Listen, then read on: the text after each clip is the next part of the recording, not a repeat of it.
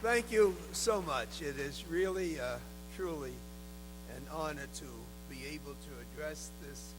august body and to thank CSI for all that they do in trying to promote trade and remove barriers, which is so important for the world. And I don't think the time could be more important than today. I know that Ambassador Kirk should be here. I wanted to thank him specifically for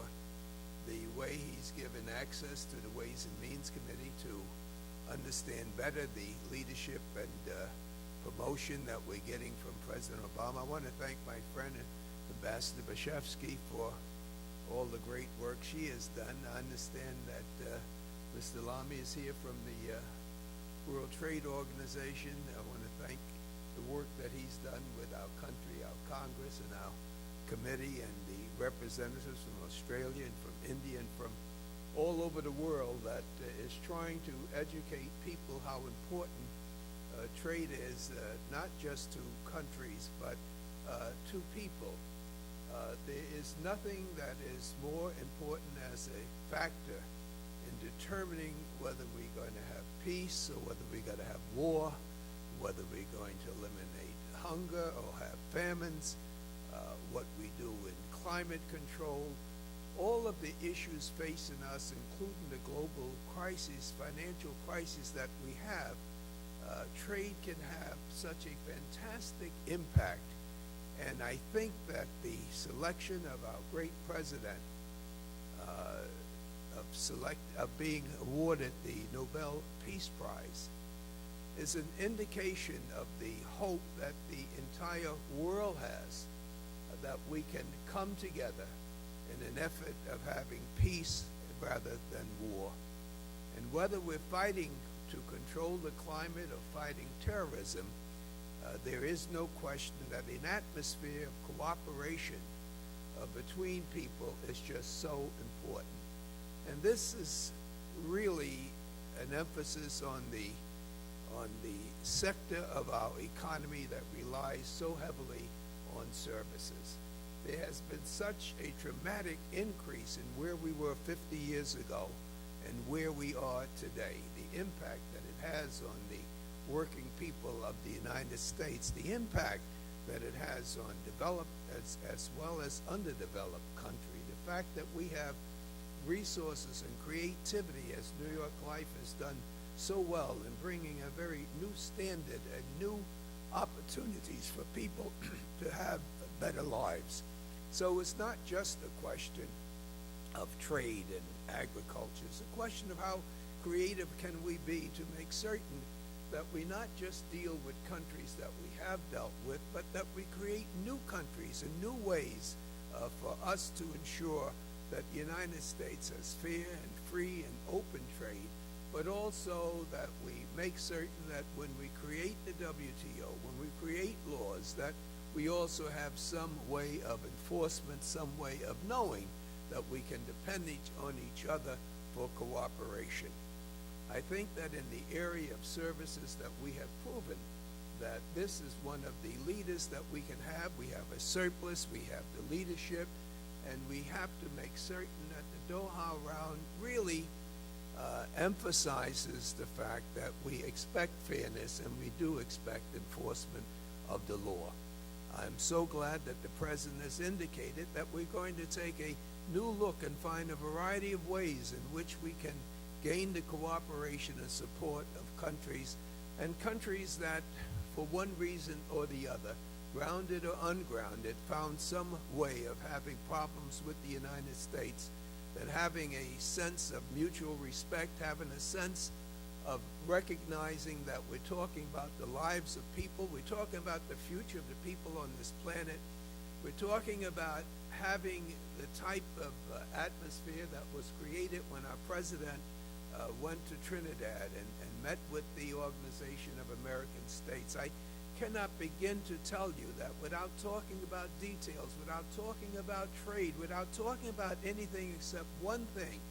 and that was mutual respect, how that opened the door for conversations between his delegation and so Many people that appeared to be hostile in terms of the press appeared to be so open to give us the opportunity to show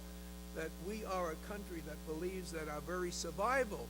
is based on working with and in cooperation with other countries. We're just not a country that believes that we want to advance our cause, except that cause is sense to eliminate poverty and disease, a sense of bringing some economic stability to the world, and a sense that the country of the United States of America is respected, not for what we say we do, but for what we actually do. And this Congress is ready in a bipartisan way to support the advancements that we can make in exporting and expanding our services abroad to once again have the dignity and pride that we have,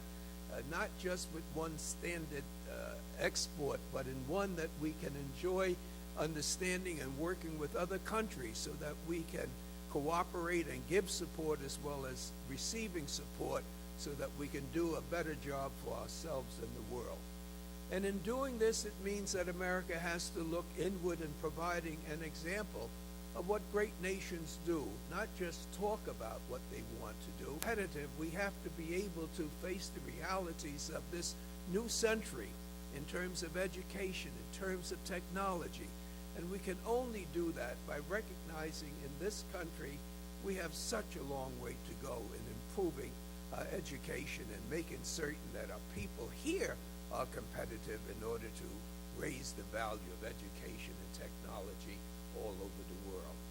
As most of you know, today we are dealing with the most important question that we have in a long time, and that is national health care. I would hope that the entire business world that are concerned with our competition with the rest of the world would be just as concerned as to us having to have a competitive workforce, a workforce that would be able to set an example for the entire world as to how we treat our workers, not just in education and health, but how we give them the opportunity to attempt to set a standard